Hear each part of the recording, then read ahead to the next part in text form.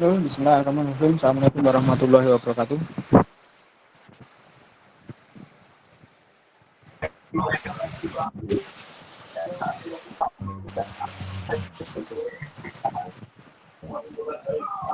Halo, assalamualaikum. Waalaikumsalam. Kenapa mas sudah kumpul semua nih?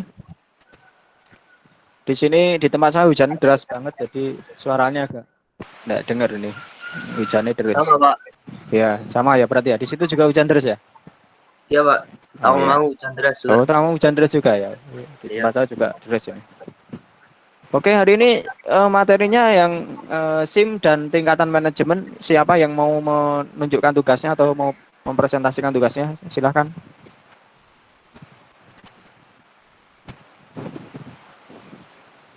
Ayo silahkan siapa yang mau mempresentasikan tugasnya. Minggu kemarin baru Mbak Indah ya. Ayo Mbak Indah sama Mas Riwidodo. Yang lain ayo.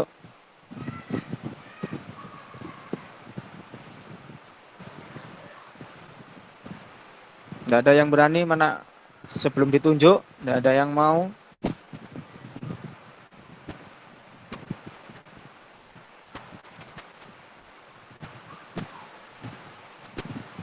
Mbak Rina, Mbak Rini, mau presentasi, ya mau presentasi tugasnya. Oh ya, siapa? Oh ya,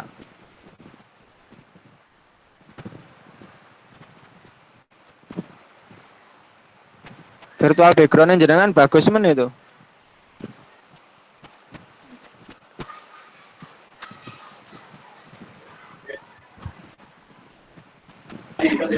Di pantai ya.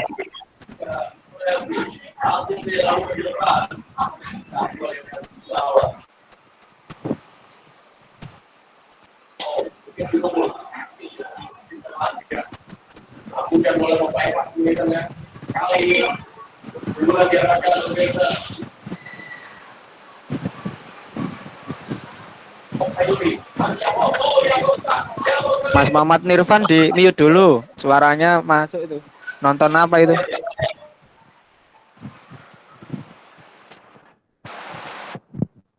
Malah keluar, suruh mute malah keluar itu. Sudah kelihatan Pak?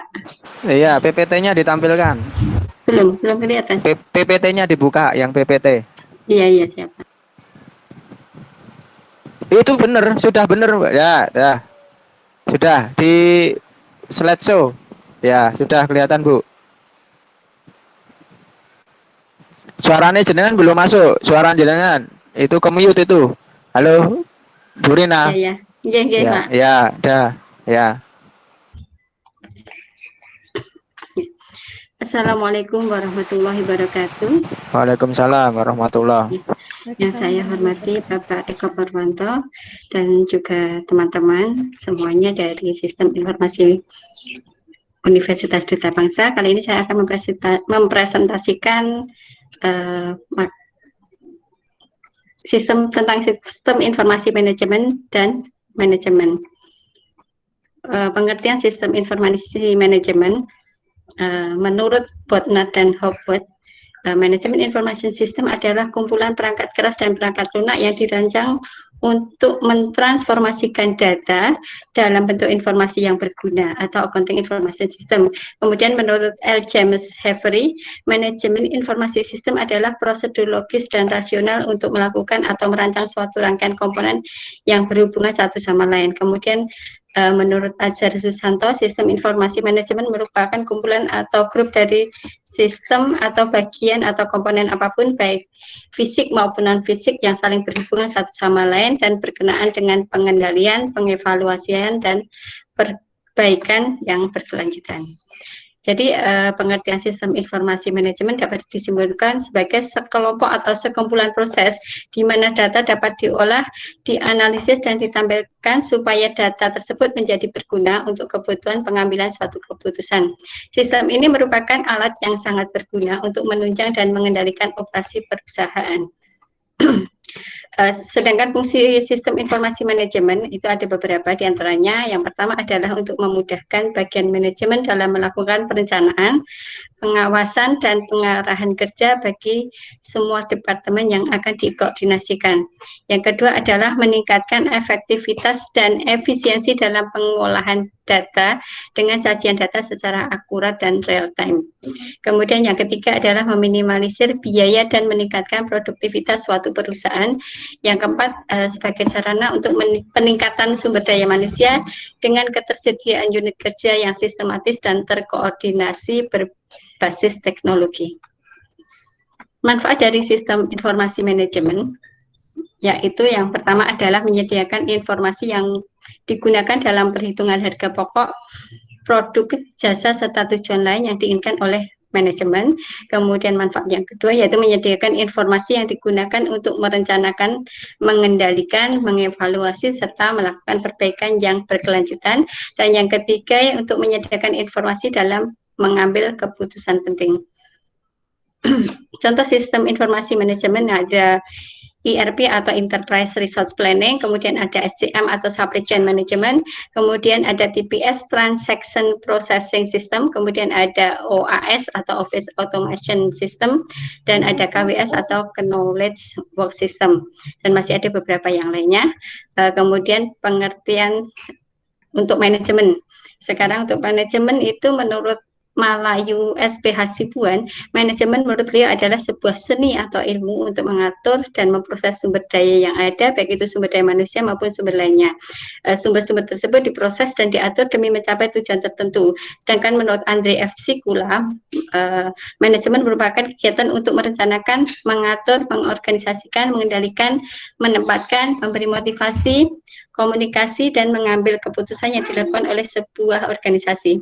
Kegiatan-kegiatan ini dilakukan untuk mengelola sumber daya yang dimiliki. Dari sumber daya itulah kemudian tujuan akhirnya adalah untuk menghasilkan suatu produk maupun jasa secara efisien. Jadi pengertian manajemen dapat disimpulkan sebagai proses perencanaan, pengambilan keputusan, pengorganisasian, memimpin, memotivasi, dan mengendalikan sumber daya manusia, sumber daya keuangan, fisik, dan informasi dari suatu organisasi untuk mencapai tujuannya secara efektif dan efisien. Sedangkan fungsi dari manajemen yaitu ada perencanaan. Yang pertama adalah langkah awal yang paling penting. Pada tahap ini atau pada tahap perencanaan dilakukan inventarisasi apa saja yang akan dikerjakan dan sumber daya apa saja yang tersedia.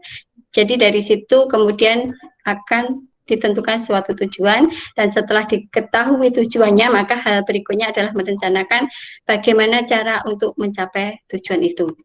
Yang kedua adalah pengorganisasian. Pengorganisasian berfungsi untuk menyederhanakan kegiatan besar menjadi kegiatan-kegiatan kecil dan rinci. Dengan begitu, manajer akan lebih mudah menentukan kemudian mengawasi aktivitas untuk mencapai tujuan. Fungsi manajemen yang berikutnya yaitu pengarahan. Pengarahan adalah sebuah usaha agar setiap anggota organisasi berusaha untuk mencapai tujuan yang sudah ditetapkan sesuai dengan porsi tugas yang sudah diberikan. Fungsi manajemen berikutnya yaitu pengendalian atau controlling dilakukan dengan melakukan evaluasi setelah pekerjaan selesai dikerjakan. Dari evaluasi tersebut maka bisa didapatkan apa saja yang perlu dikoreksi, kemudian untuk mengukur sejauh mana pekerjaan berhasil dilakukan. Unsur-unsur dari manajemen yang pertama adalah manusia. Manusia adalah unsur paling penting dalam sebuah manajemen. Perusahaan tidak akan berdaya tanpa adanya manusia sebagai karyawan. Unsur yang kedua adalah uang. Untuk meraih tujuan, maka sebuah perusahaan atau organisasi memerlukan sebuah sarana dan prasarana, bahan-bahan dan sumber daya. Dengan kata lain, uang adalah sebuah alat agar sebuah organisasi bisa mencapai tujuan. Metode kerja. Agar pekerjaan berjalan dengan baik dibutuhkan metode yang jelas dan dipahami oleh pekerja. Di sini pentingnya perekrutan SDM.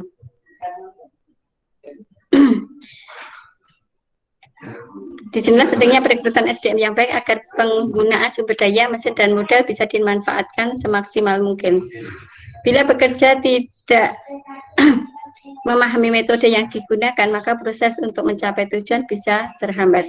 Yang Berikutnya adalah pasar. Tujuan akhir dari sebuah produk tidak lain adalah memasarkan produk yang dihasilkan dari proses operasional dan kinerja yang berjalan. Pengetahuan tentang pasar yang dituju sangatlah penting demi tercapainya tujuan akhir yang diinginkan perusahaan. Jadi kesimpulannya, perbedaan antara sistem informasi manajemen dan manajemen. Untuk sistem informasi manajemen itu merupakan alat yang digunakan untuk mendukung proses. Jadi sebagai alatnya untuk mendukung proses operasional, evaluasi, dan teknologi informasi. Sistem ini lainnya adalah alat untuk mengelola data sehingga menghasilkan sebuah informasi yang dibutuhkan. Sedangkan manajemen sendiri itu berguna sebagai perencanaan, pengaturan, penanganan staf, pengarahan, serta pengontrolan. Demikian tadi presentasi dari saya. Terima kasih. Mungkin kurang ada ya, masih banyak kekurangan. Wassalamualaikum warahmatullahi wabarakatuh. Salam. Terima kasih Bu Rina. Mungkin satu lagi siapa yang mau menunjukkan tugasnya? Satu lagi sebelum nanti ke pertanyaan. Ayo satu lagi. Siapa yang mau mencoba menampilkan tugasnya?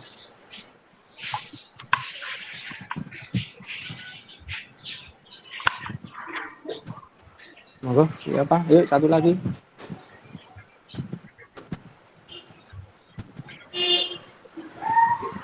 Yuk, udah enggak?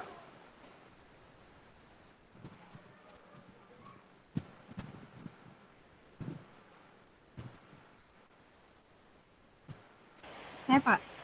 Ya, silahkan Mbak Tapi Dia. ini, tapi ini baru hujan deras. Kamu hujan-hujanan? Kamu hujan-hujanan? Enggak Pak. Oh iya. Bentar saya upload. Hujan deras enak no adem-adem.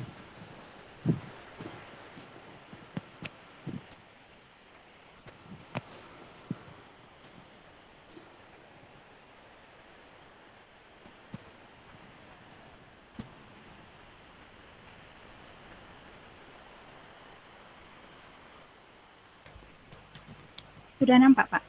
Udah. Tapi kalau di slideshow nampak enggak?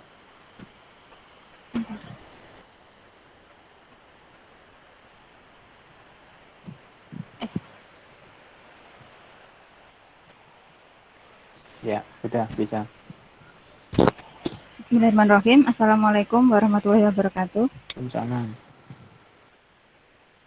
Saya di Ayuning Tias akan mempresentasikan tentang sistem informasi manajemen atau SIM dan manajemen.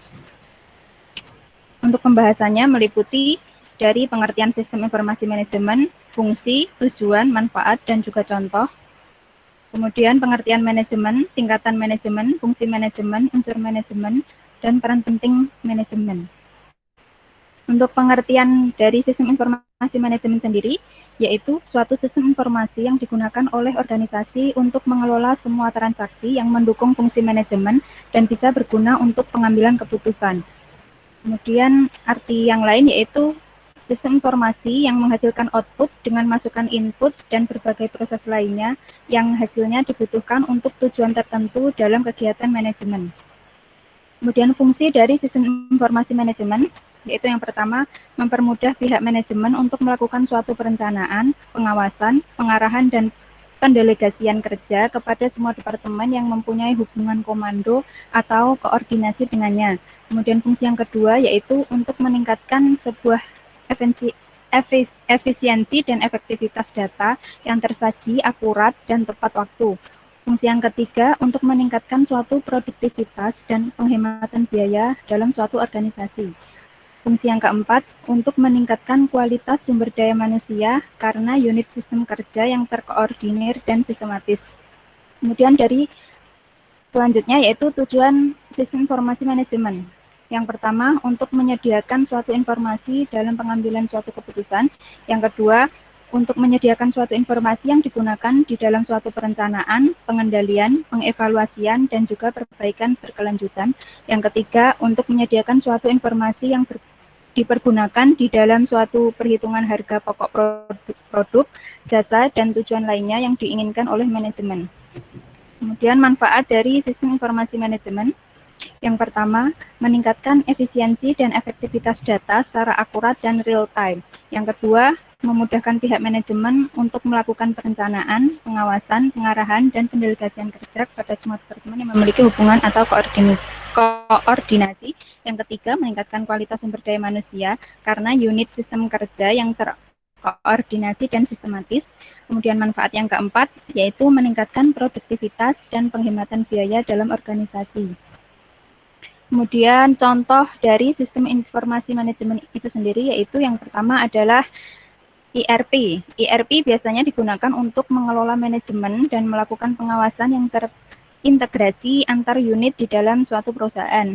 Kemudian yang kedua, SCM atau Supply Chain Management, yaitu sangat bermanfaat bagi pihak manajemen karena mengintegrasikan data-data seperti manajemen suplai bahan baku, mulai dari pemasok, produsen, pengecer, sampai konsumen akhir. Kemudian contoh yang ketiga yaitu Transaction Processing System atau TPS, yaitu berguna untuk memproses data dalam jumlah yang besar atau transaksi yang banyak dan rutin. Kemudian contoh yang keempat yaitu Office Automation System. Aplikasi ini berguna untuk memperlancar komunikasi antar departemen dalam suatu perusahaan dengan cara mengintegrasikan server-server komputer pada setiap user perusahaan. Kemudian contoh yang kelima yaitu Knowledge Work System. Sistem informasi mengintegrasikan suatu pengetahuan baru ke dalam organisasi atau entitas. Kemudian contoh yang keenam, Informatic Management System atau IMS. IMS berfungsi mendukung spektrum tugas-tugas dalam organisasi. Sistem ini juga dapat menyatukan beberapa fungsi informasi dengan program komputerisasi seperti e-procurement. Kemudian contoh yang ketujuh yaitu DSS atau Decision Support System. Sistem ini membantu manajer dalam mengambil keputusan dengan cara mengamati lingkungan di dalam perusahaan. Kemudian yang kedelapan, contoh yang kedelapan yaitu Expert System dan Artificial Intelligence. Kedua sistem ini pada dasarnya menggunakan kecerdasan buatan yang berguna untuk menganalisis pemecahan masalah dengan menggunakan pengetahuan tenaga ahli yang telah diprogram ke dalamnya. Kemudian contoh yang ke-9 yaitu Executive Support System. Sistem ini membantu manajer berinteraksi dengan lingkungan perusahaan menggunakan bantuan grafik dan pendukung komunikasi lainnya. Untuk materi selanjutnya yaitu manajemen. Pengertian dari manajemen itu sendiri yaitu manajemen berasal dari bahasa Prancis yaitu manajemen yang berarti seni, mengatur atau mengelola sesuatu. Kemudian pengertian dalam bahasa Inggris diambil dari kata manage yang berarti mengendalikan atau mengelola. Secara umum, manajemen dikenal sebagai sebuah proses yang mengatur kegiatan atau perilaku sehingga menimbulkan efek yang baik. Secara etimologi, definisi manajemen adalah sebuah seni mengarahkan orang lain untuk mencapai tujuan utama dalam sebuah organisasi atau bisnis melalui proses perencanaan, pengorganisasian, pengelolaan, dan pengawasan sumber daya dengan cara yang efektif dan efisien. Kemudian tingkatan manajemen, yaitu ada 3 tingkatan, yaitu yang pertama atau tingkatan paling bawah yaitu manajemen lini pertama atau first line management, memiliki tugas untuk memimpin dan mengontrol pekerja non-manajerial pada sebuah perusahaan atau organisasi.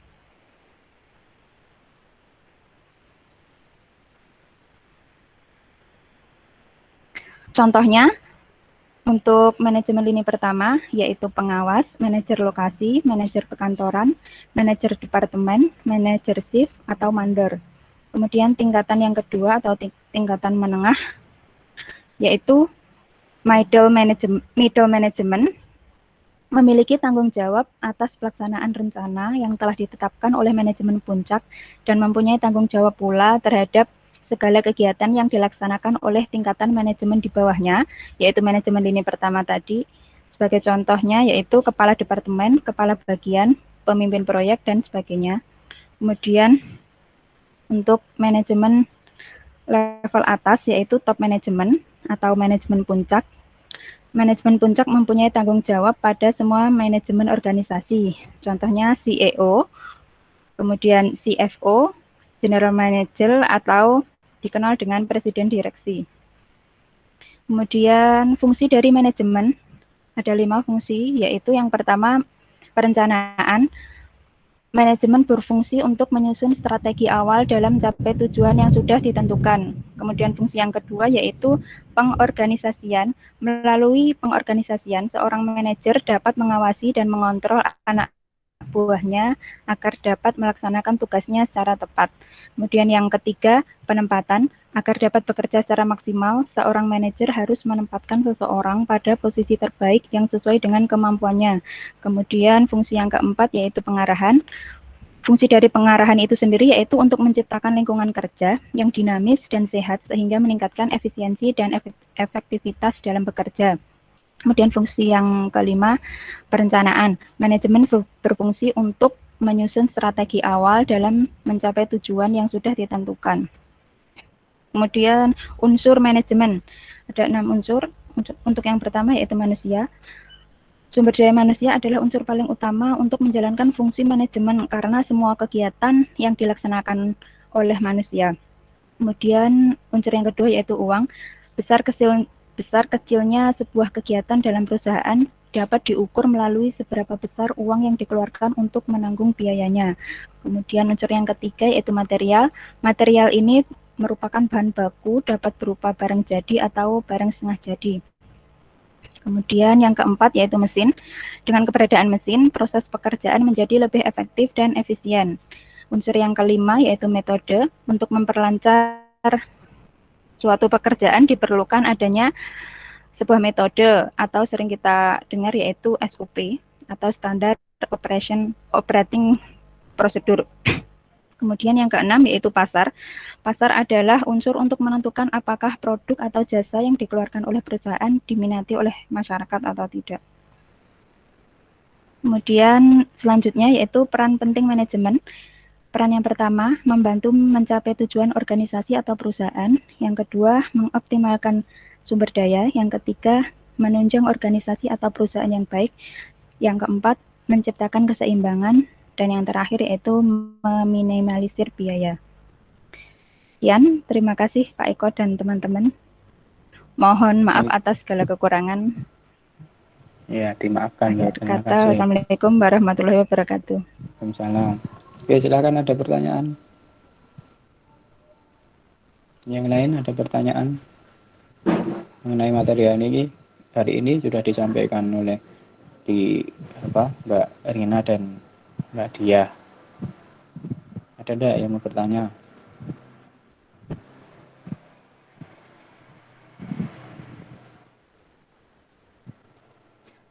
Ada tidak?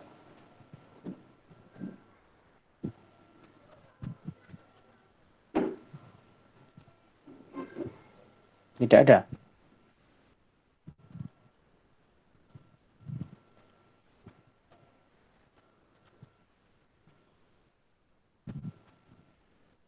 Ada ya. Ini tadi sudah dipresentasikan oleh Mbak Bu Rina sama Mbak Dia ya. Jadi SIM tadi sudah disampaikan pengertian SIM, kemudian contoh-contoh SIM atau sistem informasi manajemen. Bahwa sistem informasi manajemen atau SIM itu suatu sistem ya yang tadi disampaikan bahwa sistem terpadu antara mesin manusia yang menyampaikan informasi untuk mendukung sistem operasi, manajemen, analisa dan pengambilan keputusan dalam suatu organisasi atau perusahaan.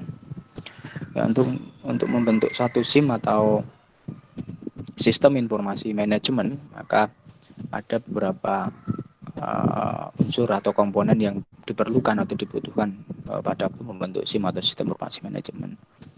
Yang pertama dibutuhkan komponen hardware dan software komputer. Jadi pada waktu kita ingin membentuk suatu SIM atau ingin membangun suatu sistem informasi manajemen, maka dibutuhkan komponen hardware dan software komputer. Itu jelas harus ada karena kan mau menerapkan sistem informasi manajemen semua diolah dengan menggunakan komputerisasi, berarti harus dibutuhkan komponen yang pertama adalah komponen hardware dan software komputer. Ya, mengenai pemilihan hardware maupun software ya disesuaikan dengan SIM yang akan diterapkan itu seperti apa. Nanti akan disesuaikan spesifikasi baik hardware maupun software komputer yang akan digunakan dalam membentuk atau dalam menerapkan sistem informasi manajemen tersebut. Kemudian yang kedua, komponen pedoman prosedur. Jadi pedoman prosedur itu sangat penting diperlukan atau dibutuhkan pada waktu ingin membentuk suatu SIM atau sistem informasi manajemen. Ya, prosedur ini nanti yang akan digunakan sebagai standar ya bagi pengguna berbagai aplikasi ya untuk data yang dipakai bersama. Karena SIM, sistem informasi manajemen, pasti akan menggunakan data secara bersama-sama. Ya, pengguna dari si SIM tersendiri itu sendiri tidak hanya satu, ya bisa berbagai user, banyak pemakai, sehingga perlu adanya suatu pedoman prosedur ya yang sebagai standar bagi pengguna dari berbagai aplikasi untuk data yang nanti akan dipakai secara bersama-sama dalam hal perbaikan dan pengendalian yang nanti akan dipakai oleh banyak pemakai ya. Karena SIM kalau sudah menerapkan SIM atau sistem informasi manajemen, maka nanti harus ada pedoman aturan atau prosedurnya dari penggunaan SIM tersebut, mengingat pengguna dari SIM mungkin lebih dari satu. Yang ketiga, adanya model ya. Jadi dibutuhkan model. Nah, model untuk apa? Model untuk analis. Karena sistem informasi manajemen itu digunakan dalam proses perencanaan, pengawasan, dan pengambilan keputusan. Maka perlu dalam membentuk SIM ya diperlukan model dulu ya. Model untuk melakukan analisa, melakukan perencanaan, pengawasan, dan pengambilan keputusan. Sehingga dengan membentuk suatu model ya dapat digunakan untuk melakukan identifikasi atau mengidentifikasi dan menganalisa masalah, sehingga nanti akan didapatkan penyelesaian dari permasalahan atau jawaban yang paling tepat yang diinginkan. Makanya harus dilakukan model SIM-nya dulu ya, model dari analisa, perencanaan, dan pengawasan serta pengambilan keputusan yang nanti akan dihasilkan dalam sistem informasi manajemen itu.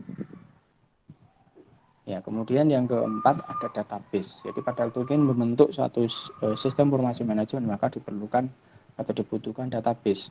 Ya, database di sini yang nanti akan digunakan sebagai penampung semua data ya, yang akan digunakan sebagai penampung semua data yang nanti untuk kemudian akan dikelola sehingga mudah diakses.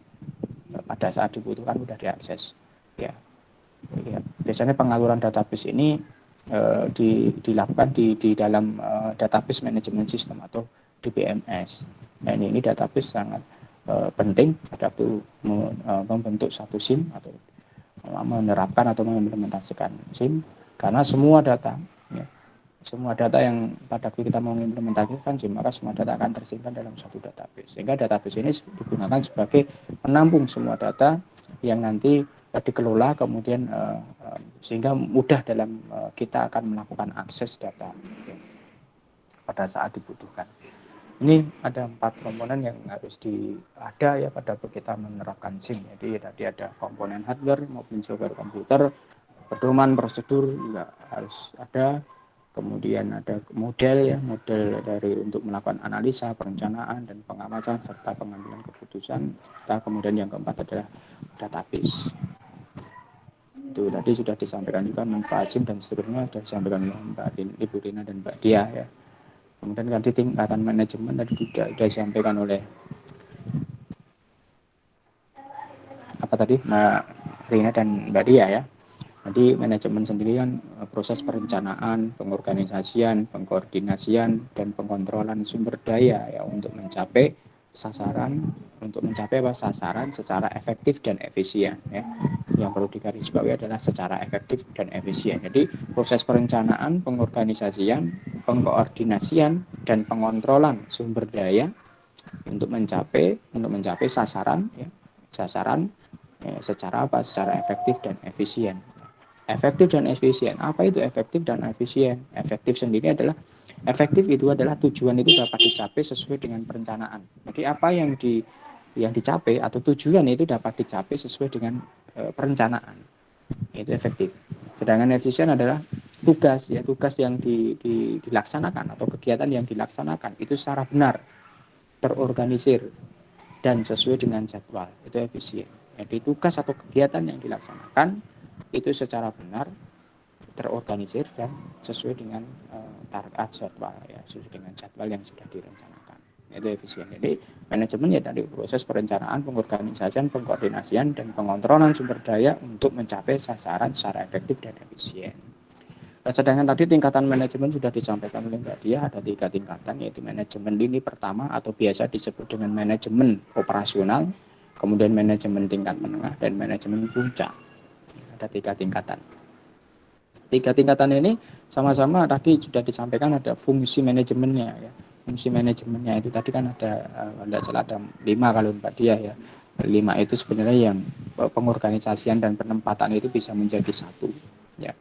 Jadi kalau tadi ada tiga manajemen ya, 3 tingkatan ya. Jadi tingkat paling atas adalah manajemen puncak atau manajemen biasa disebut dengan strategic planning level atau tingkat perencanaan strategis, itu manajemen puncak. Jadi bisa disebut dengan manajemen puncak atau biasa disebut dengan strategic planning level atau tingkat perencanaan strategis. Nah ini disebut juga dengan istilah executive officer ya. Ya tugasnya ini apa? Tugas dari manajemen puncak ini adalah merencanakan kegiatan dan strategi perusahaan secara umum. Jadi tugasnya yang berat ini ya. Tugas yang paling berat, yang paling ini ya manajemen puncak. Karena apa? Tugasnya adalah merencanakan kegiatan dan strategi dari perusahaan atau organisasi secara umum dan mengarahkan jalannya perusahaan atau organisasi. Nah, itu tugasnya yang membuat perencanaan strategis dari perusahaan secara umum, artinya secara umum itu menyeluruhi kegiatan atau perencanaan yang direncanakan oleh seorang manajemen puncak itu harus menaungi semua tingkatan manajemen di bawahnya dan mengarahkan jalannya perusahaan. Contohnya tadi sudah disebutkan oleh Mbak Dia ya, ada CEO ya. Nah, itu ada CFO, Chief Financial Officer dan seterusnya. Itu tingkat manajemen puncak. Sedangkan tingkatan di bawahnya yaitu tingkatan manajemen menengah tadi disampaikan, manajemen menengah atau biasa juga disebut dengan manajemen control level atau tingkat pengendalian manajemen. Ya, tingkat pengendalian manajemen. Ya, ini manajemen ini mencakup semua manajemen yang berada antara manajemen lini pertama atau manajemen yang paling bawah tadi dengan manajemen puncak, dia yang berada di tengah-tengah. Ya dia bertugas sebagai penghubung antara keduanya, penghubung antara manajemen lini pertama dengan manajemen puncak. Ya biasanya posisi-posisi yang berada di manajemen tengah ini contohnya misalkan manajer pabrik misalkan ya, manajer divisi, kepala bagian misalkan, manajer produksi misalkan, manajer keuangan misalkan. Ini berada di manajemen menengah atau manajemen control level. Kemudian yang ketiga tingkat manajemen lini pertama tadi ya, manajemen lini pertama atau biasa disebut juga dengan manajemen operasional atau operasional control level atau tingkat pengendalian operasional. Nah, manajemen ini atau manajemen tingkat paling rendah ya, yang bertugas apa? Bertugas memimpin dan mengawasi karyawan non manajerial. Jadi tugas dari manajemen lini pertama ini adalah memimpin dan mengawasi karyawan atau pegawai non manajerial yang terlibat secara langsung dalam proses ini ya, proses operasional atau kegiatan produksi misalkan. Contohnya misalkan manajer shift ya, yang mengatur shift pegawai yaitu manajer shift, manajer area, manajer kantor, supervisor, mandor, itu termasuk berada di manajemen lini pertama atau manajemen operasional. Karena dia yang berhubungan langsung dengan pegawai non manajerial. Ya. Itu tingkatan yang ketiga. Tadi bisa disampaikan ya fungsi-fungsi manajemen tadi ya, ada fungsi planning, perencanaan. Jadi semua tingkatan manajemen baik manajemen lini pertama, manajemen menengah maupun manajemen puncak itu harus memiliki fungsi ini, fungsi manajemen ini. Hanya perbedaannya tingkatannya. Misalkan fungsi pertama misalkan planning atau merencanakan. Baik manajemen lini pertama, menengah maupun puncak itu sama harus memiliki fungsi perencanaan atau planning, merencanakan. Cuma yang direncanakan yang berbeda. Kalau tadi manajemen puncak yang direncanakan adalah semua kegiatan secara umum dalam perusahaan. Jadi menaungi semua tingkatan manajemen. Kemudian baru nanti diturunkan di manajemen menengah. Nah, manajemen menengah lebih fokus lagi ya. Misalkan manajemen produksi. Berarti dia membuat perencanaan mengenai ya seputar dari di kegiatan produksi. Nah, kemudian manajemen produksi mempunyai sub lagi di bawahnya itu di manajemen operasional tadi lini pertama. Nah, lini pertama memiliki planning ya, planningnya lebih spesifik lagi, lebih fokus lagi. Misalkan tadi manajer shift, berarti dia harus memiliki planning atau perencanaan mengenai apa? Mengenai pengaturan shift ya, mengenai pembagian shift dan seterusnya. Nanti ini fungsi manajemen. Sama-sama memiliki planning, perencanaan, tetapi berbeda tingkatan planningnya, tingkatan perencanaannya. Kemudian yang kedua tadi organizing ya, dan penempatan ya. Seorang organizing atau mengorganisasikan, yaitu menentukan apa yang perlu dilaksanakan, kemudian cara melaksanakannya bagaimana dan siapa yang melaksanakannya atau penempatan. Jadi seorang manajemen harus memiliki fungsi organizing, harus bisa menentukan apa yang akan dilaksanakan, bagaimana cara melaksanakannya dan siapa yang melaksanakannya. Nah, ini. Kemudian yang ketiga apa tadi memimpin ya, leading, memimpin, pengarahan tadi ya. Jadi seorang manajemen harus memiliki fungsi memimpin atau leading atau pengarahan. Jadi mengarahkan dan memotivasi semua pihak yang terlibat dalam kegiatan organisasi itu. Ya. Memimpin itu bukan memarahi, tetapi mengarahkan, memberikan motivasi, mengarahkan ya. Ya. Kemudian yang keempat tadi controlling atau mengawasi. Jadi seorang manajemen harus memiliki fungsi controlling, mengawasi. Jadi mengkontrolling atau mengawasi ini adalah memantau semua kegiatan ya untuk memastikan bahwa kegiatan-kegiatan yang diselesaikan atau yang dilaksanakan itu memang sudah sesuai dengan apa yang direncanakan. Karena yang memiliki perencanaan adalah manajemen. Maka manajemen harus melakukan controlling atau pengawasan apakah kegiatan-kegiatan yang sudah dilaksanakan oleh organisasinya itu atau bawahannya itu sudah sesuai dengan apa yang dia ada bahaya apa yang dia sudah sesuai apa yang dia rencanakan, karena dia yang memiliki fungsi perencanaan. Itu kira-kira tadi 4 fungsi manajemen, dan itu 3 tingkatan manajemennya tadi ya, manajemen lini pertama, menengah, dan manajemen puncak. Itu kira-kira dari SIM. Jadi masing-masing tingkatan manajemen tadi ada SIM-nya sendiri-sendiri ya, manajemen menengah ke bawah. Biasanya sistem informasi manajemen itu digunakan di manajemen tingkat menengah ke bawah. Kalau manajemen puncak menggunakan sistem informasi eksekutif, ada sistem pembimbing keputusan yang nanti bisa dimanfaatkan informasinya untuk bagian eksekutif atau eksekutif information sistemnya. Kalau sistem informasi manajemen biasanya diterapkan di manajemen menengah ke bawah. Jadi sudah disebutkan contohnya ada ERP, ada SCM, ada supply chain management dan seterusnya. Itu contoh-contoh dari SIM yang diterapkan di manajemen menengah ke bawah, yaitu manajemen menengah sampai dengan manajemen lini pertama atau manajemen operasional. Itu kira-kira untuk hari ini. Ada yang mau ditanyakan? Ada yang mau disampaikan, ditanyakan, monggo.